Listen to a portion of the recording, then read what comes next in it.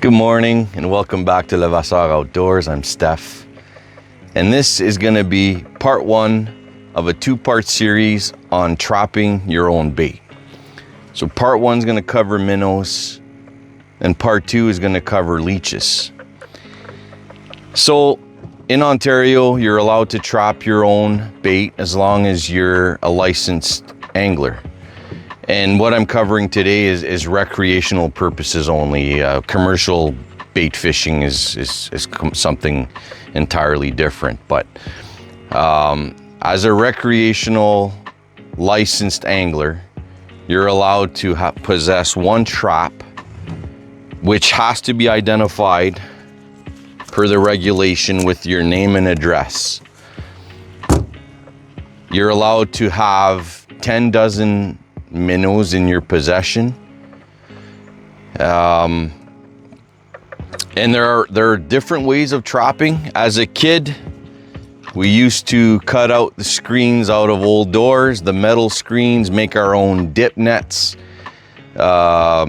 sprinkle some breadcrumbs on the surface of the water, and then when the minnows came up to eat them, we would lift up the dip net, and that's how we used to get our minnows. And we trap minnows just to trap minnows. I was too young to even fish at the time, but the most common way is to use a trap. Now most anglers, experienced anglers, know how to do this. Some people trap their own, most people don't bother and just go buy minnows. But if you fish a lot like I do, it gets to a point where it costs quite a bit of money. So trapping my own bait is one of the ways to save a few bucks. So it's pretty simple. They sell minnow traps. There's different versions. They all look the same, but there's different brands. You can get them at Canadian Tire. Some are black and coated, some are galvanized. I've used the Canadian Tire traps, but what I found, I've had more success with this brand of trap, and this is a G's minnow trap. These can be bought at Heaveners, as you can see in this photo. Now the price on this is last year's stock, so if you go buy one, they're gonna be a little more expensive. But the difference between these and the Canadian Tire traps is the squares are a little bit smaller, and the Canadian Tire traps, I don't know what brand they are, but they run on an angle in relation to the rings.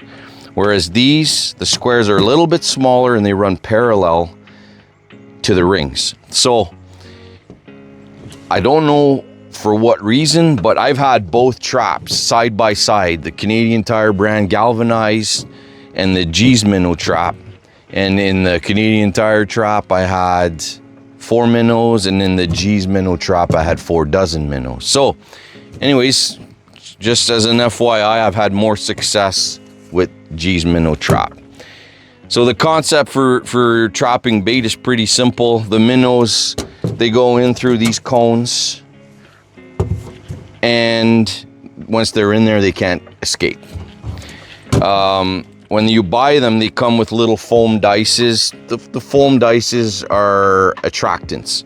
I've seen people roll up balls of foil and throw it in there. I've usually used bread, and I prefer white bread. I don't know, that's just, I don't know that white versus brown does any better, but I've always used white bread. And once the bread is in there, then you use the clip to close up the trap, which should be here. Tangle in the dog.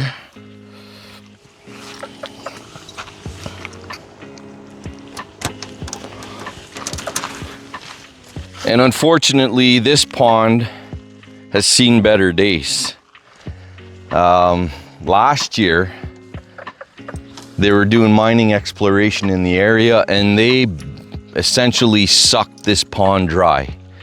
And I'm guessing that debris and contaminants got onto the pond bed, And then when it came back up and then exposed to the sun, it just exploded with this vegetation. But anyhow, what I typically do is I like to throw it into about, 2 feet of water. And we're in mid-July or late July now, just like that. And the bait trapping has slowed down, unfortunately. But we're gonna let that soak for 24 hours, and tomorrow we're gonna come back and see what we got. Before we move on to the day 2 check, I thought I would talk about bait management zones. So in the first version of this video, which was already published, active subscriber Bush Moose commented on the fact that I did not mention bait management zones, and he was absolutely correct. So I pulled it, I'm adding this section, and I'm gonna publish it very shortly. So in 2022, Ontario introduced the bait management zones, where they took the 20 fisheries management zones and broke them down into 4 zones. These exclude the Great Lakes and the Ottawa River, as you can see on the map here. So as part of this regulation, now you cannot possess bait from one zone and carry it into the other zone.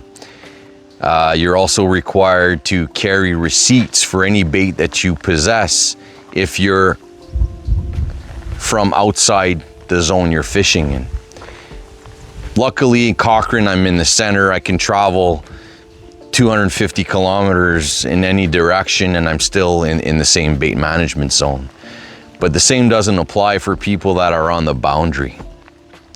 Like Chapleau, for example, is very close to the boundary between the northwest and northeastern bait management zone. So it would be a little trickier there, depending on where you're fishing, whether you're east or west of Chapleau. So anyways, it's something you should be mindful of.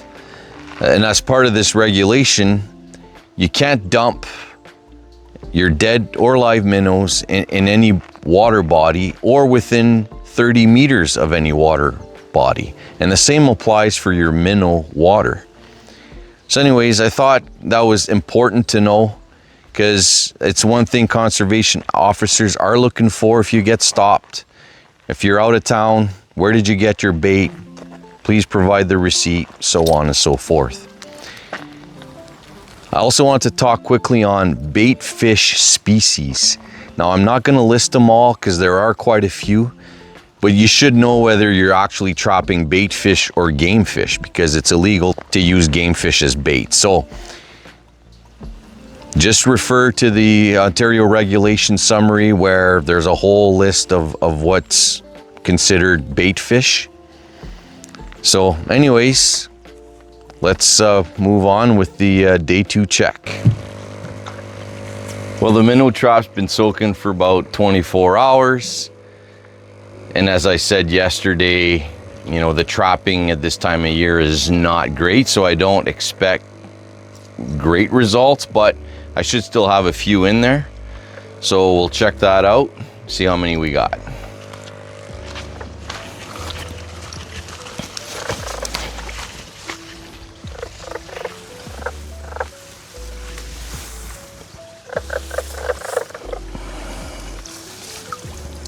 Oof. Well, I have a few.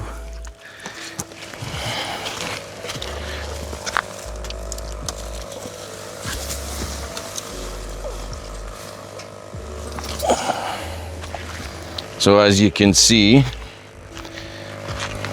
we have not a lot, but I gotta sort them out here.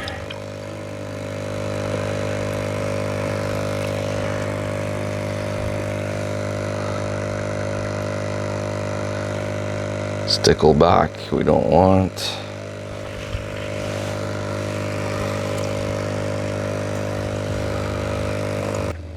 So anyways, I didn't get a lot of minnows, but earlier this year I was getting a lot more.